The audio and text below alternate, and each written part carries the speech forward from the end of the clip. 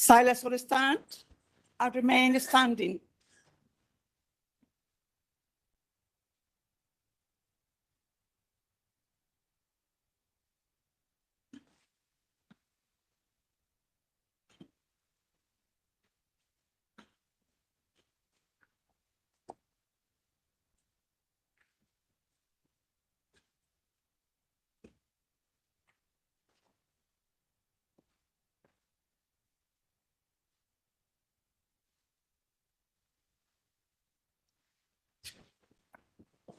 Court of the Federal Court of Australia is now in session. Be seated, please.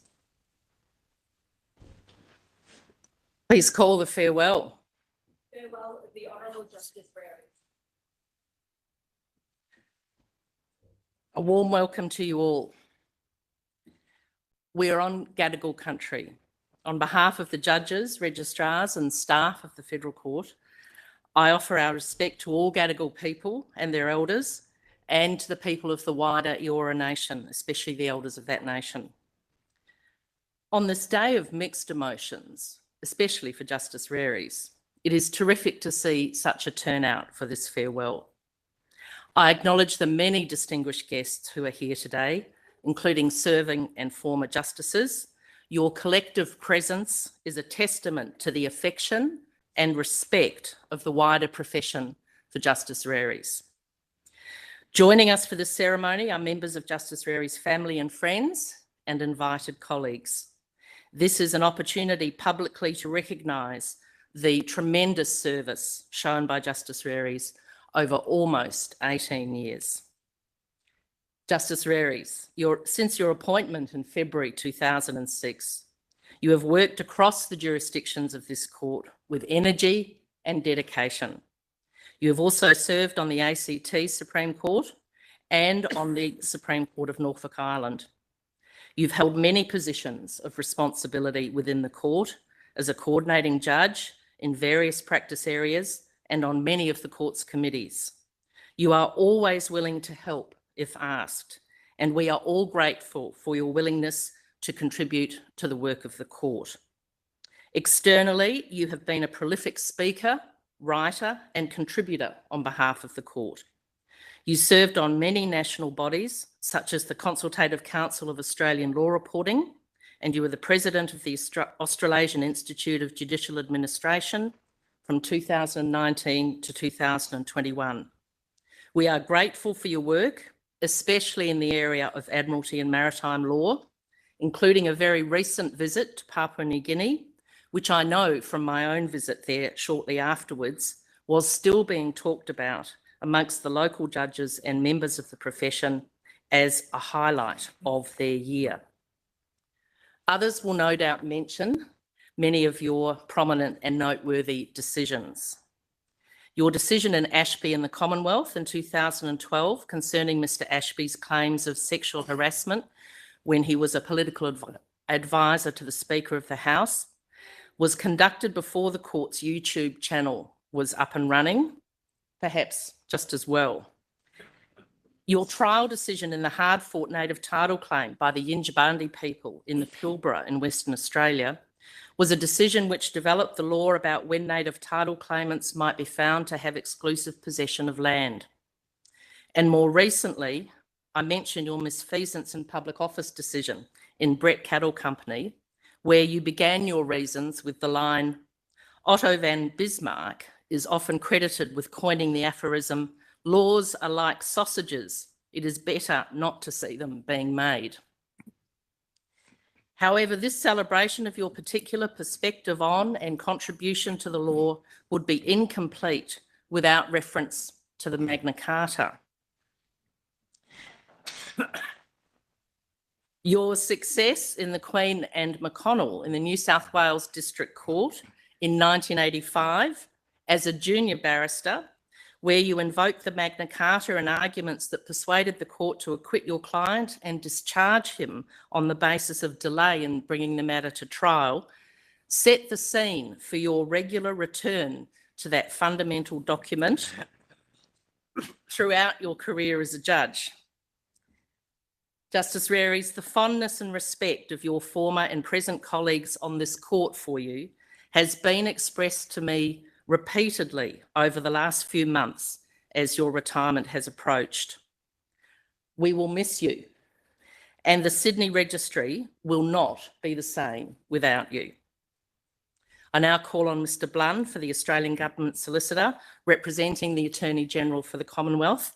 I invite you to speak on behalf of the Attorney-General, Mr Blunn. May it please the Court. I would like to begin by acknowledging the traditional custodians of the land we are meeting on today and recognise and pay my respects to any Aboriginal and Torres Strait Islander peoples here today. I have the privilege on behalf of the Attorney-General, the Honourable Mark Dreyfus KC MP, and the Australian Government to formally recognise Your Honour's service as Justice of the Federal Court of Australia and to thank you for the significant and lasting contribution Your Honour has made to the Commonwealth through this court.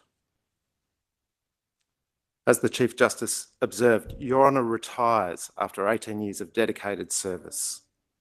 The length of Your Honour's service is somewhat startling to me, having had the fortune of briefing Your Honour as counsel to appear before this court. Today is the culmination of a long and distinguished career on the bench.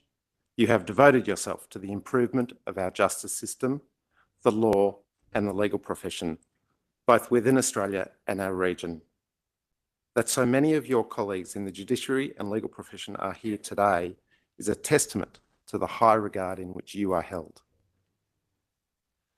May I particularly acknowledge the Honourable Chief Justice William Alstergren AO, the Chief Justice of the Federal Court and Family Court of Australia, the Honourable Chief Justice Andrew Bell, Chief Justice of the Supreme Court of New South Wales, the Honourable Deputy Chief Justice Robert McClelland AO, Deputy Chief Justice of the Federal Circuit and Family Court of Australia, the Honourable Deputy Chief Judge Patricia McCurry, Deputy Chief Judge of the Federal Circuit Court and Family Court of Australia, the Honourable James Alsop AC, former Chief Justice of the Federal Court of Australia, the Honourable Justice Julie Catherine Ward, President of the Court of Appeal of the New South Wales Supreme Court, the Honourable Justice Derek Price AO, Chief Judge of the District Court of New South Wales, Mr Dennis Wilson, spouse of Her Excellency, the Honourable Margaret Beasley AC KC, and finally other current and former members of the judiciary,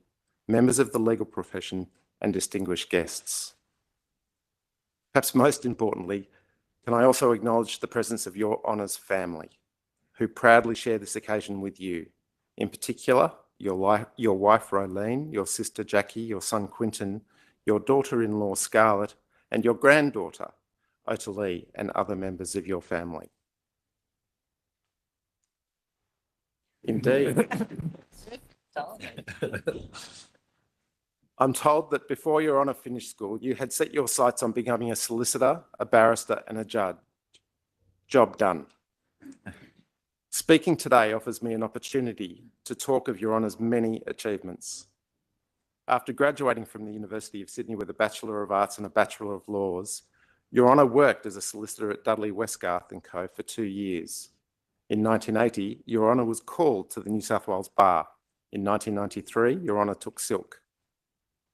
At the Bar, Your Honour practised extensively in the areas of defamation, media law, trade practices, commercial and corporations law, administrative law, maritime law and aviation law. Your colleagues at the Bar knew you to be an extremely hard-working, generous and considerate colleague who was a formidable advocate. Your judge was also proactive in using mediation as a means by which your clients might settle disputes, mindful of Your Honour's obligations to the courts. Your Honour's intellectual rigour and meticulous preparation was a feature of both your time at the Bar and as a judge of this court. In a speech given in 2002, you said, "To be a barrister is a privilege. To fight someone's case to establish their right to be equal before the law is an honour." Your Honour's work has reflected a commitment to that privilege. Your Honour argued several cases in the High Court before taking silk.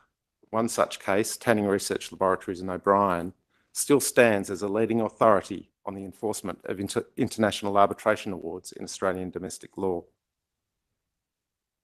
In addition to the day-to-day of legal practice, Your Honour has been a significant contributor to the success and good function of the profession. Between 1995 and 2005, Your Honour joined various bar committees, working groups, and was a member of Judicial Commission of New South Wales and chairman of the Council's Chambers Limited. Again, as noted by the Chief Justice, in 2006, Your Honour was appointed as a judge to this court. In 2007, you were also appointed as an additional judge to the Supreme Court of the Australian Capital Territory, and you were appointed as a judge of the Supreme Court of Norfolk Island in 2008. Your Honour's work ethic continued from the bar to the bench. In this court, Your Honour is well known for the number of cases you hear each year. Practitioners in this court, including me, can give testament to Your Honour's commitment to managing the cases in your docket and doing the work that is required to discharge your function. In addition to devoting your formidable capacity to manage your docket, Your Honour also continued to join new committees, taking on leadership roles as President of the Governing Council of the Judicial Conference of Australia, President of the Australasian Institute of Judicial Administration, and Chairman of the Consultative Council of Australian Law Reporting. I know firsthand that your memory of the volumes of law reports is remarkable, knowing the exact citation to the page of an authority you reach for. To this day, I have a clear memory of this capacity being, I suppose, kindly described as demonstrated in conference in your chambers. I have no doubt that your collection of reports and books has continued to grow over the last 18 years, and I expect making arrangements for the relocation of your collection will be a significant undertaking. On the bench, Your Honour built a reputation as an exemplar of practice in the traditional vein of generalist law.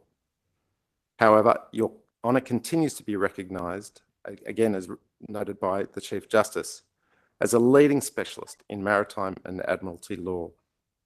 A leading thinker, Your Honour has published on international conventions, delivered lectures at Australian and overseas universities, and collaborated with members of international Supreme Courts. Your Honour has been involved in the Committee Maritime International in Montreal and served as an Admiralty and Maritime National Coordinating Judge for the Federal Court and as the New South Wales Admiralty and Maritime List Judge. I am told that for approximately 15 years, nearly every Admiralty and Maritime matter filed in New South Wales has been docketed to Your Honour, with Your Honour's Friday case management list serving as a meeting place for shipping lawyers of New South Wales and Sydney. As I've noted, Your Honour's career has been marked by capacity for work and for making an enduring contribution to the community and to the profession. Your Honour had a notable pro bono practice while at the bar. You also had a commitment to tutoring new members of the bar. As a judge, Your Honour's commitment to the development of practitioners has continued with your associates. AGS has had the good fortune of working with some of your associates after they've left, Your Honour. And of course, a number of lawyers who have had the fortune of working with you at the bar have gone on to build very impressive careers, including the Honourable Andrew Bell and Honourable Jackie Gleeson, Justice of the High Court. Your Honour's commitment to teaching will continue in your capacity as an Adjunct Associate Professor at the University of New South Wales. I'm reliably told and have some distant memory of stories of Your Honour being a marvellous chef and baker, with friends being treated to dishes including goose and grape soup. Punctuation is critically important in that last sentence. Your Honour's skills baking freshly powdered treats is matched, I understand, by your ability to navigate freshly powdered ski fields, mastering black runs as a form of relaxation. I'm also told that Your Honour's talents as a chess player with friends and family still waiting to win a game. Your granddaughter might take you on in the near future, Your Honour. Your Honour, it's been a privilege for me to be here today to celebrate your remarkable career and contribution as a judge of the Federal Court, including because I have had the privilege of doing my work as a solicitor, both with you as counsel and before you in this court. Your professionalism and unwavering commitment to the improvement of the justice system, judiciary, and the legal profession are an example. Your Honour, on behalf of the Attorney General and the Australian Government, I thank you for your extraordinary contribution and I thank you for the extraordinary contribution you've made to the judicial branch of government and wish you all the very best in your retirement. Thank May you, it please Mr. the Blunt. court. Thank you. Mr. Dunning, President of the Australian Bar Association. Justice Reres, Chief Justice Mortimer, Justices of the Federal Court, distinguished Justices of other courts, distinguished guests all. It is, Justice Reres, my privilege and pleasure in equal measure to offer the congratulations and gratitude of the Bar nationally for Your Honour's nearly 2 decades of exceptional service to this court and to the Australian community more generally. It is a remarkable act of public service that we recognise today, and rightly that we do so. My members are grateful for many things of Your Honour's long service on this court, but if I could single out 3 of them. Your Honour's energy has already been touched upon, and rightly so, but in court I can attest it was matched by the rigour that you imposed upon yourself and you required of those appearing before you, but never at the expense of courtesy. Your Honour, it was a pleasure to appear before. We were better barristers for it, and there's little more that one could ask in a judge. It is also appropriate that I note the important role Your Honour plays, as this court more broadly plays, in bringing peace with our First Nations community. And Your Honour has a significant legacy in that regard, touched upon by Your Honour the Chief Justice a little earlier. Your Honour has been, as has been mentioned, maintained a close association with the Bar and were ultimately one of its champions. It's also appropriate that I note Your Honour significantly contributed to the welfare of judges, a cohort of people whom do not necessarily, they have plenty of natural critics, but not too many natural supporters. And the important role that Your Honour has played there ought to be acknowledged outside the judiciary. Finally, Justice Reres, nobody achieves the success Your Honour has or makes the contribution Your Honour has without the love and support of their family and friends. Your family and friends should feel justifiable pride, it sounds like they do, in the achievement that is being recognised today. However, Your Honour is ultimately the product of the Sydney Bar, and it's appropriate that the bulk of the expression of the Bar's enthusiasm should come from my friend Dr. Higgins. So Chief Justice Reres, on behalf of the Bar nationally, we salute your service and note our great affection for your time in the court. May it please the court. Thank you, Mr. Dunning. Dr. Higgins, President of the New South Wales Bar Association.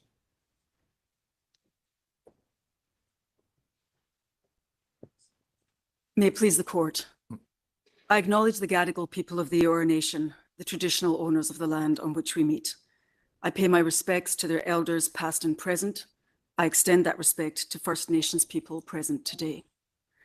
Chief Justice Mortimer, it is an honour to speak today on behalf of the New South Wales Bar Association to mark Justice Reres' retirement from court and from a distinguished judicial life. Justice Reres, on behalf of the barristers of New South Wales, thank you for your long and dedicated service to the administration of justice. For those of us who do not recall the New South Wales Registry without Your Honour present, today is a very significant day, just as your service has been truly significant. On the bench, Your Honour's unaffected joy for the law has been manifest to all who appear before you. It had certain salient indicia, likely familiar to every barrister here today. First, the committed to memory citations of any and all cases from the Commonwealth law reports. It has been rumoured that no one in Australia, save perhaps for the Chief Financial Officer of Thomson Reuters, is more excited than Your Honour upon the publication of a new volume of the CLRs. Second, Your Honour's prodigious capacity to issue extempore judgments. Your Honour's first judgment was delivered in that manner. Your Honour's judgment, most recently published online as of today, was delivered in that manner. Of 1,205 searchable judgments of Reres J, 688 contain the phrase revised from the transcript, indicating that more than 50% of Your Honour's judgments have been given extempore. It is fitting that today's format allows Your Honour to speak last and immediately after counsel have completed addressing. Your Honour's capacity to extempore was never at the cost of the quality of the reasons delivered. As Your Honour observed in a 2010 extrajudicial article, What is a Quality Judiciary? And I quote, Cases are not mere statistics. The real work of the courts and society cannot be totaled up and measured up by arbitrary business tools, such as key performance indicators. Each case before a court of law involves a controversy that the court must resolve as the institution in which every member of the community must have confidence. That confidence can only be earned from a society by a judicial system that adheres to the core values that reflect the rule of law.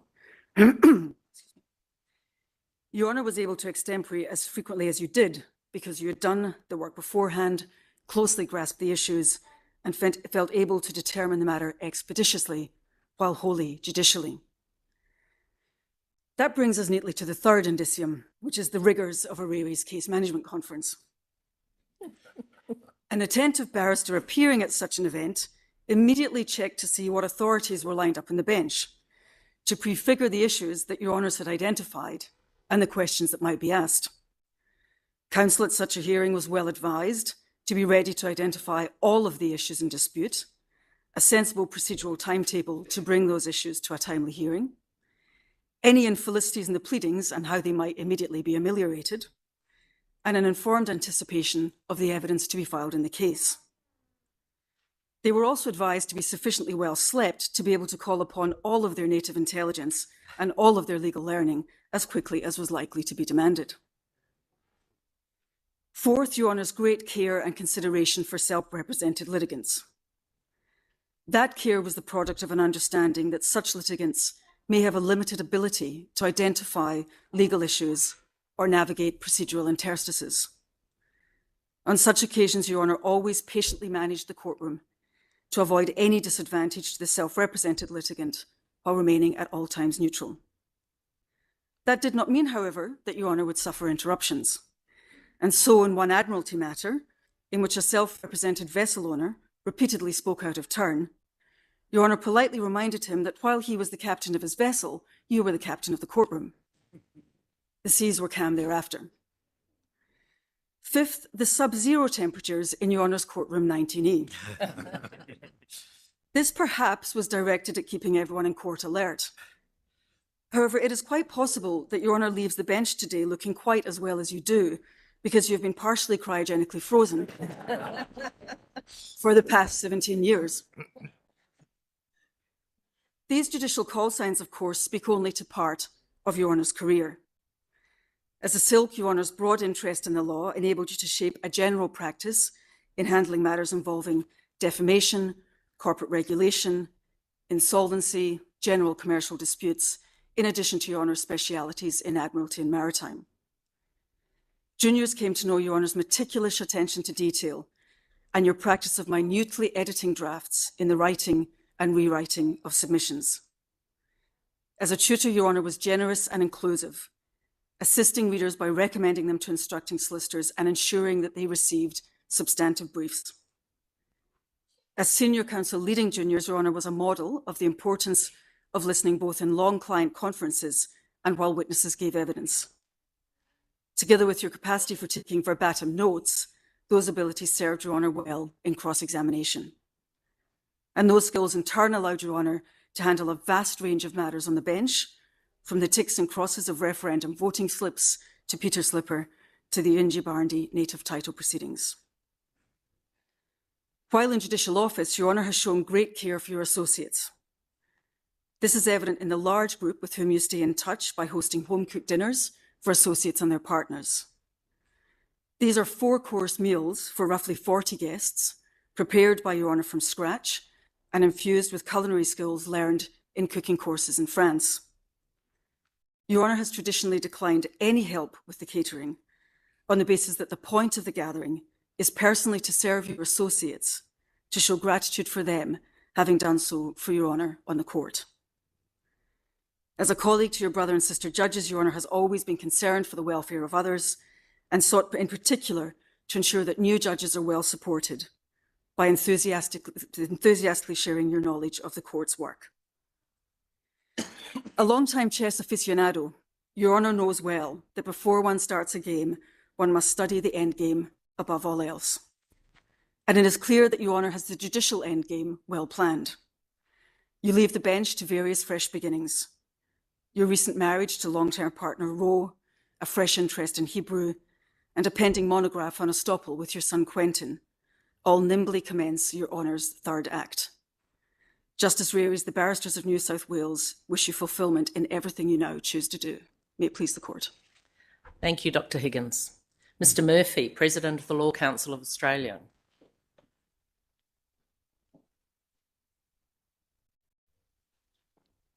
May it please the court.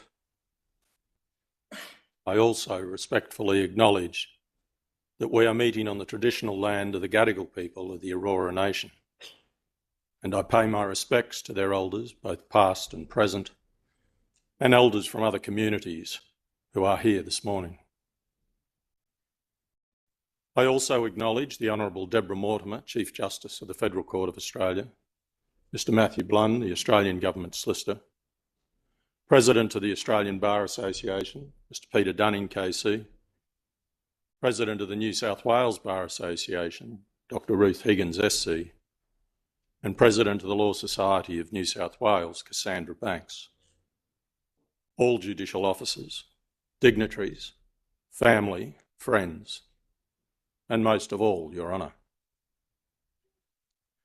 I am honoured to appear on behalf of the national legal profession to congratulate Your Honour on an exemplary career and to thank you for your commitment to the law and the service of the public. A judicial appointment is without question one of the truest examples of public service. It is a genuine service, being work done for the good of the public, the wider community. Your Honour's 18 years of judicial service is, as we have heard, a real example of this. During Your Honour's swearing-in ceremony in 2006, Your Honour said, and I quote, "Our Constitution guarantees that judges and courts are independent, not only from the Parliament, but from the executive and also all extraneous influences, including public opinion and the media. The only influences upon courts can be the requirements of justice, which must be done and must be seen to be done according to law. I have long had an interest in judicial independence because it is a bulwark of liberty. Its counterpoise is the principle of open justice. That is, the requirements that courts exercising judicial power must sit in public, exposed to full scrutiny by all. Your Honour, an independent, impartial, honest and competent judiciary is, as you stated in 2006, an integral to upholding the rule of law. And it also strengthens public confidence in our system and ensures the dispensing of justice. It is a cornerstone principle of which effective functioning democracies are founded. When compromised to any extent, communities no longer prosper and more often fall into decay. I thank Your Honour for your steadfast commitment over nearly 2 decades of public service to this cornerstone principle. The Australian community has benefited from your commitment. The many other contributions that Your Honour has made to our community and profession must also be acknowledged. The details of those contributions have already been addressed and will be touched on further by Ms Banks. I will not repeat them. I did, however, want to refer to one, and that is your time, as we have heard, as President of the Australasian Institute of Judicial Administration. Your Honour led the Institute through a period of immense change, including the impact of COVID. The Institute played an important role in considering how courts and tribunals could manage and deal with the effects of the pandemic. And for this, the Australian community thanks you. Your Honour, the nation owes you a great debt. On behalf of the Australian profession, I thank you for your tireless and outstanding service, and I wish you well for your retirement. May it please the Court. Thank you, Mr Murphy. Ms Banks, President of the Law Society of New South Wales. May it please the Court. I too acknowledge the Gadigal of the Eora Nation, and I pay my respects to their elders past, present and emerging. Your Honour's time on the bench has been described as razor sharp, cutting across all reaches of the law, leading to solutions often others could not see. A true legal generalist. Your Honour was described by those who know you as having always been fascinated by the law, legal precedent and its development, dedicated to the law since your student days. In preparation for this speech today, my researchers found many perspectives that informed this. Some commented on your near photographic memory, your easy ability with vast volumes of legal knowledge.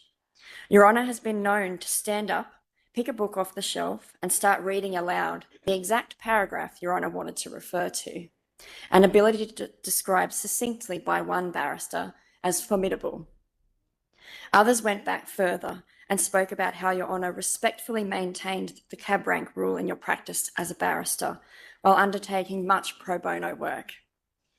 Another mentioned the fact that every wall in your barrister's chambers had bookshelves. Even where there was a window, more bookshelves. And because Your Honour couldn't fit enough books, you started trying to employ the roof. On the bench, despite the inconvenient view from your corner chambers, Your Honour still employed the books there to similar and great effect. As one person has put it, he has his own mental Control F when trying to find something. One small chink in the armour was made evident, though, in terms of work practices on the bench. I'm told Your Honour's handwriting is best described as hieroglyphics. I have it on authority that Your Honour will tell anyone who will listen, or rather anyone who complains, that your handwriting is beautiful. Well, I've also heard each one of your associates needed to learn an entirely new script. In February 2006, Your Honour was sworn into the Federal Court of Australia. This was something that those who knew Your Honour at the bar, or for most of your life, were not surprised by.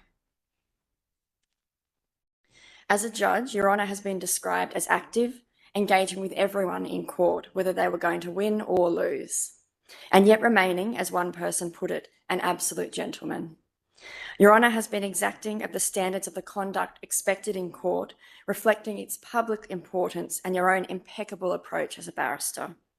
In the Court's Admiralty Division, Your Honour was a national co-convening judge and the New South Wales Registry convening judge for the Admiralty and Maritime National Practice. I believe Your Honour has greatly enjoyed this area of work. In this division, Your Honour has also had the rare experience of arresting and selling several ships. I believe often in cases which were essentially arguments about extremely large fuel bills. The issues have often been high stakes, for example, dealing with the knock-on effects of financial collapses in the sector and matters like the failure of giant South Korean line Hajin in 2016, which had bills of more than $7.8 billion. This division is legally complicated too. However, Your Honour has always been alive to the fact that crews caught in such disputes have families and are generally not well resourced in terms of bringing proceedings, and that the law needs to be balanced very carefully.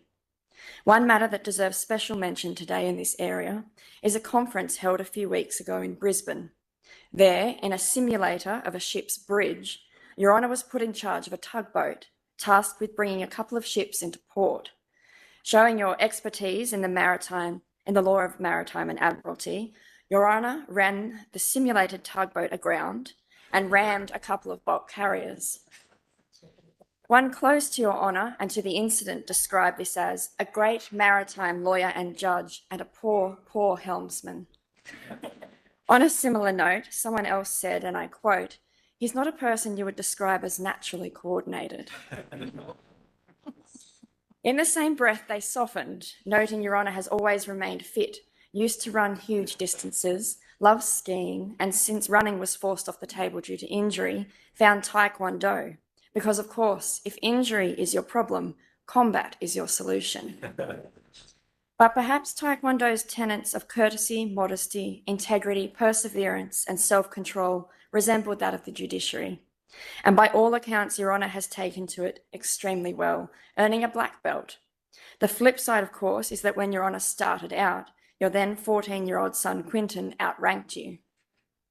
Nevertheless, back on the bench, the breadth of legal issues Your Honour has presided over has included many high-profile matters. Former New South Wales Deputy Premier John Barilaro's defamation case against Google, the dispute over the 2011 live cattle trade ban, and Lehman Brothers' failure of fiduciary duty following the 2008 global financial crisis. Of course, media attention is not the arbiter of the successful administration of justice, and these have sat alongside equally important issues with less media attention. The bench has also opened Your Honour to areas of law less traversed in your career as a solicitor and a barrister, such as industrial relations, patents, and native title.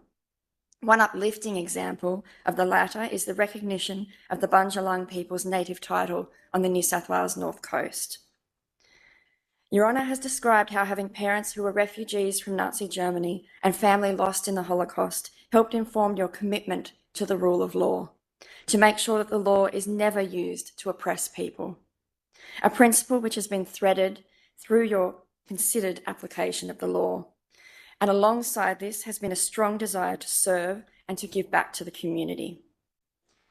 I know Your Honour will be missed, and Your Honour will miss being on this court, and that it is a very collegiate court with an incredible number of interesting cases that affect people's lives right across the country. Nevertheless, I believe Your Honour will not have much free time. Your Honour recently married, as we heard. Congratulations. And you've undertaken a mediation course at Harvard last year, which will no doubt find extensive use in commercial and maritime arbitrations here and internationally. Alongside that is an adjunct professorship at UNSW, a role as a grandfather, book writing with your son, possibly continuing cooking spectacular meals as we've heard, travel, and no doubt more law. The solicitors of New South Wales have found you to be an astute judge and a great contributor to the sound, balanced reasoning of Australian law. On behalf of the more than 40,000 solicitors of New South Wales, it is my pleasure to congratulate Your Honour on your outstanding time on the Federal Court of Australia and all jurisdictions in which you have presided, as the court pleases. Thank you, Ms Banks. Justice Reries, I now invite you to reply. I too pay my respects to the traditional custodians of the land and waters on which the court sits today, the Gadigal people of the Eora Nation, and their elders past and present, as well as all First Nations persons who may be observing this proceeding. I also acknowledge and am grateful for the presence of so many of my present and former judicial colleagues, most of whom Mr Blunn mentioned, other than His Honour the Chief Justice of New South Wales, the Honourable Andrew Bell, my long-suffering junior in many cases before each of us was elevated, and the many other distinguished guests, members of the profession, court staff, and of course my friends and family. As he was about to depart the stage, Othello chastened his listeners somewhat more dramatically than I, saying, "I've done the state some service and they know it. No more of that, I pray you, in your letters. When you shall these lucky deeds relate, speak of me as I am, nothing extenuate." I'm not sure that any of you, Chief Justice, Mr Blunn, Mr Dunning, Dr Higgins, Mr Murphy and Ms Banks had that injunction in mind when you spoke, but thank you all. As for what you said, and especially for what you did not say, I'll resist the temptation to correct the somewhat euphemistic expressions. I should say, though, that as Mr Dunn mentioned, I'm having trouble relocating all of my library, and the sub-zero temperatures kept me awake in court as well, as Sir Frederick Jordan was noted to have a few well-frozen words. Perhaps I did too. It's 18 years to the day when the Attorney General, the Honourable Philip Ruddock AO, phoned me to ask if I would accept this appointment. It's been a privilege and an honour to be able to serve as a judge of this court for all the years since. My role's given me a chance to contribute as best I could to repaying our country for all the benefits and opportunities that it provided for my family and myself. I've enjoyed not only the work of the court, but also the camaraderie of my peers, both of which I'll miss.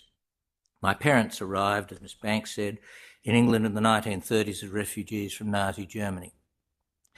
They came here in 1958 at the height of the Cold War, seeking peace and a future for themselves, my younger sister Jackie, and me. My parents' experience of the protection that democracies like their new nations, the United Kingdom and then Australia, governed by the rule of law, can give to their peoples, led me into the law.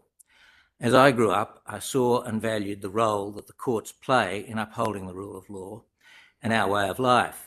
I saw how judges stood between the power of the state and the individual by adhering to the judicial oath.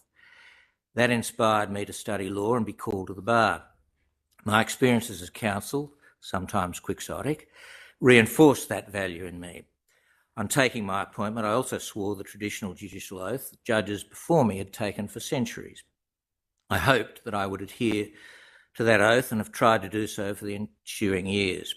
Others can judge whether I've succeeded, perhaps in the way that Sir George Jessel expressed in 1882 when the English judges were debating the address that the Lord Chancellor was to make to Queen Victoria on the opening of the Royal Courts of Justice building in the Strand. The first draft began, "Conscious as we are of our own shortcomings," until Jessel interjected, "conscious as we are of each other's shortcomings." Come full circle, I sat in that building in London in 2017 as an examiner and quite liked being addressed as Your Lordship.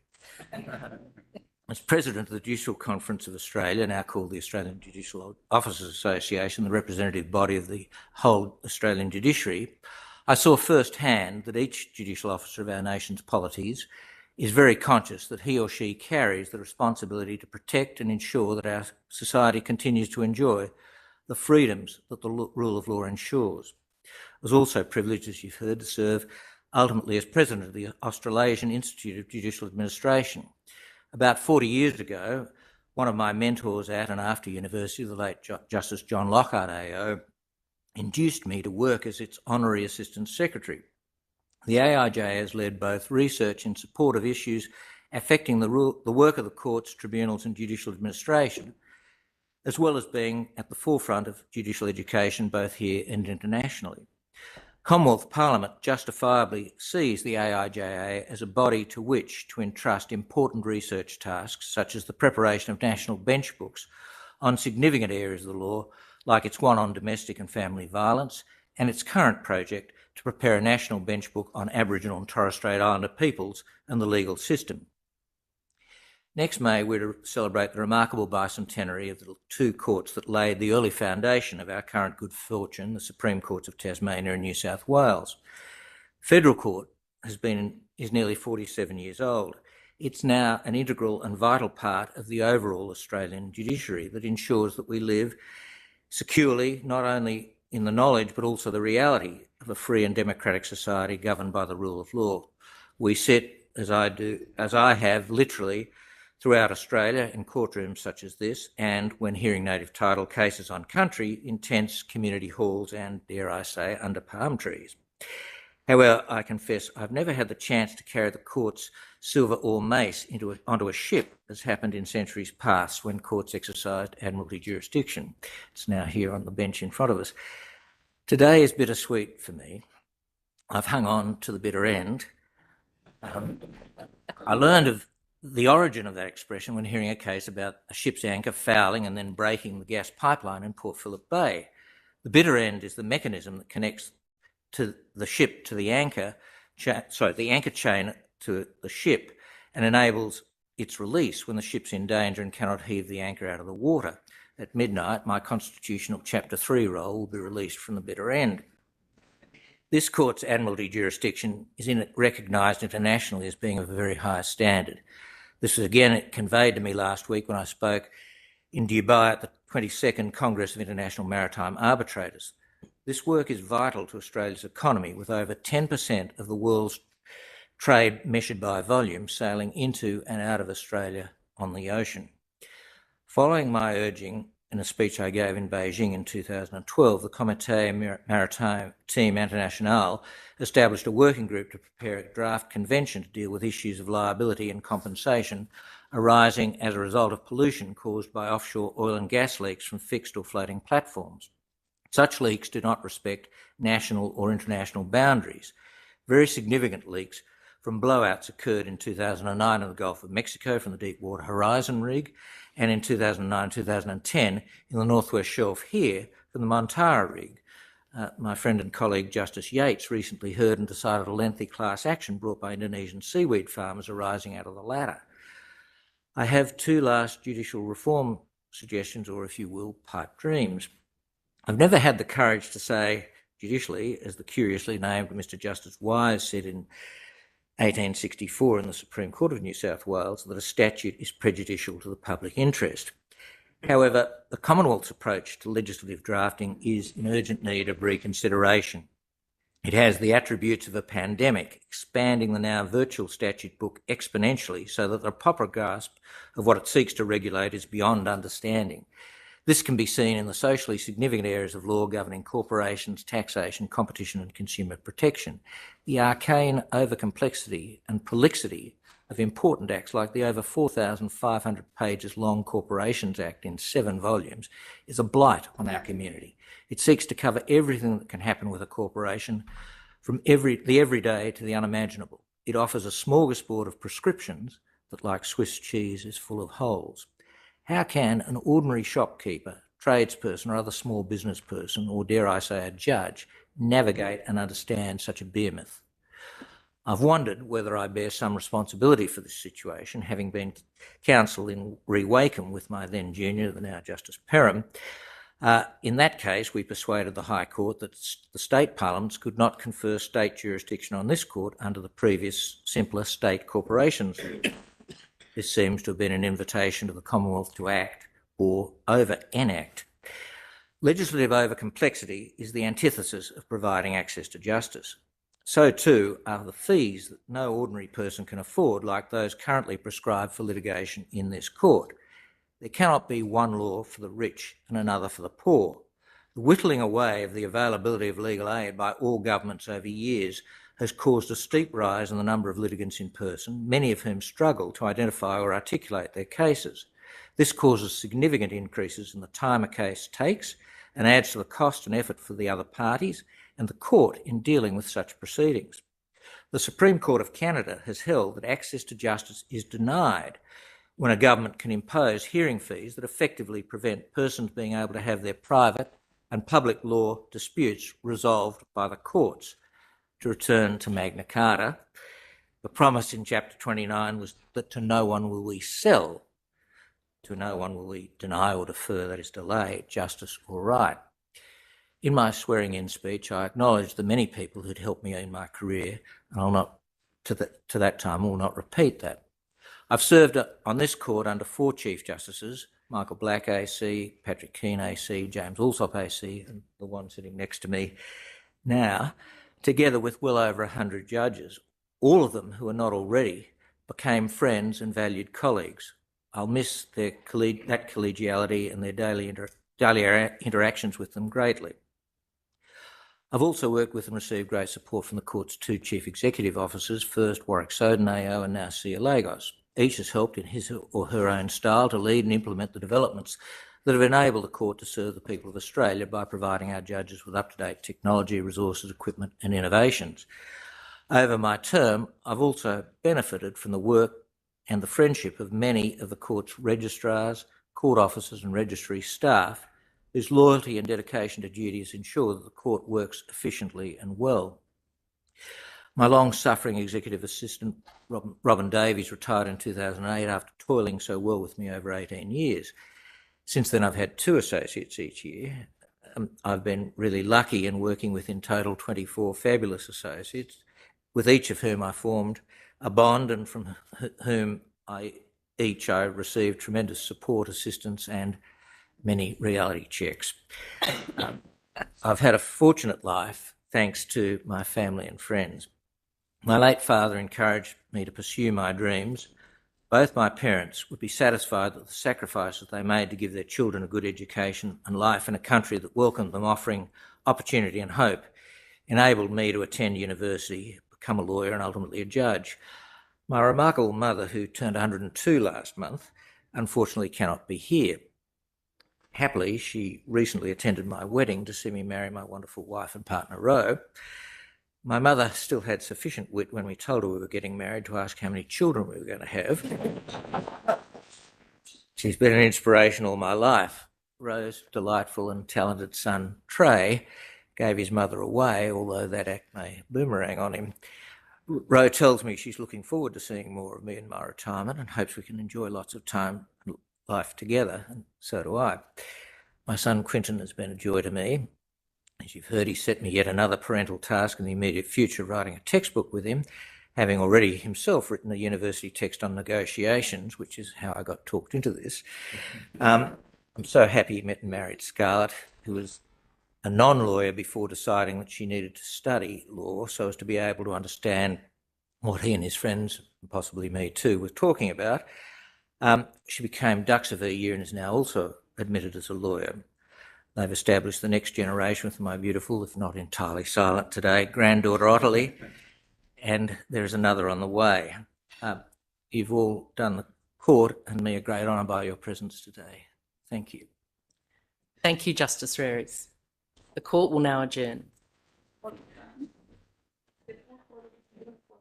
Now adjourn.